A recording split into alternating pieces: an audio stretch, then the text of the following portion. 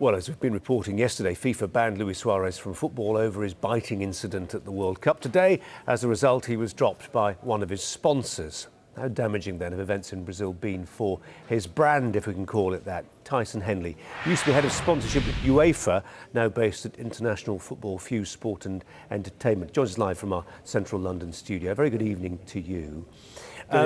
They say, don't they, sometimes, that there is no such thing as bad publicity, but that's a rather worn and actually quite irrational cliche. Yes, I mean, I think the case with Suarez obviously has got many dimensions. There's two elements. There's the sporting element, and without doubt, whilst FIFA have imposed a ban which will temporarily put a pause to his on-field activities, without doubt he will have a demand, and most major clubs in the world would welcome him into their starting 11. As will Uruguay when his 9-match international ban is concluded. So I think on the field, I think Suarez will very much continue to be a potent force. From the brand side, I think it's a different question.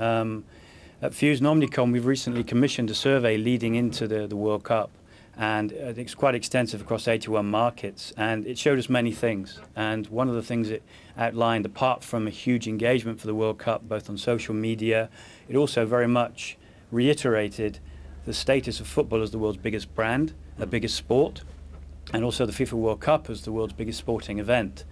Now, in an event that takes place in 209 countries, obviously has a huge global reach. And what you're seeing is brands very much wanting to harness that with significant budgets.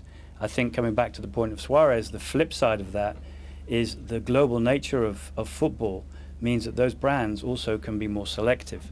And like any brand in any marketplace where you can be more selective, you're going to ask more questions and you're going to be more choice-led when it comes to your own choice of a relationship with a player or an ambassador. Choice-led, Tyson, or actually opportunistic? I say that in the context of 888, who've dropped Suarez, and they've dropped him quickly.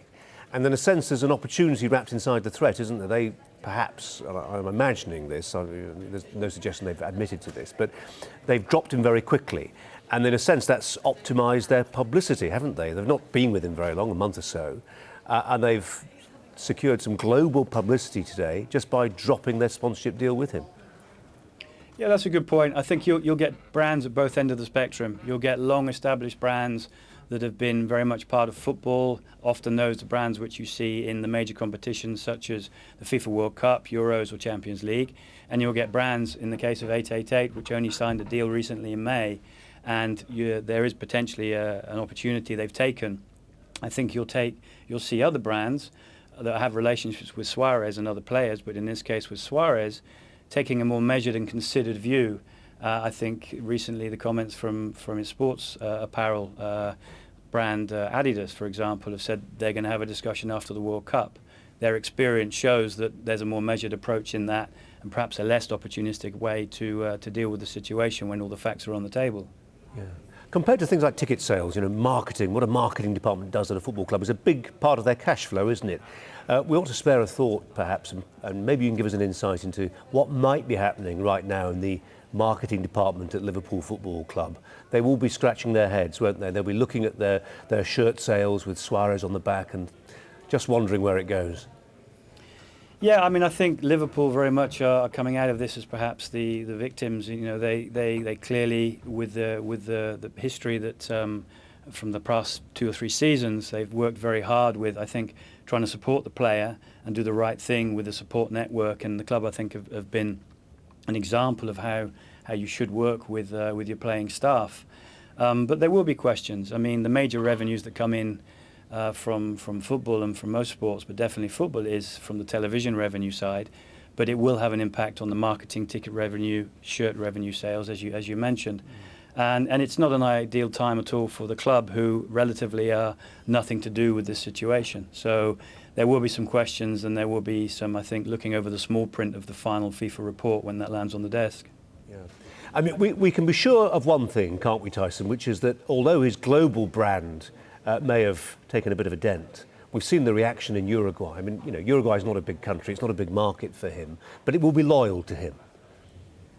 Without doubt. I mean, the passion, I mean, the wonderful thing, the reason that football attracts so many major brands who invest significant revenues in it, not just the television companies who also broadcast it, but the brands that want to build the relationships with football as a sport, is very simple because of that passion.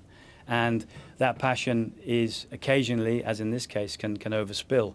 But 9 times out of 10 or more, it acts as a huge catalyst for a brand to connect with its audience, with its consumers. And there's nothing like the power of football from the emotional side for brands to harness if it's right for the brand fit.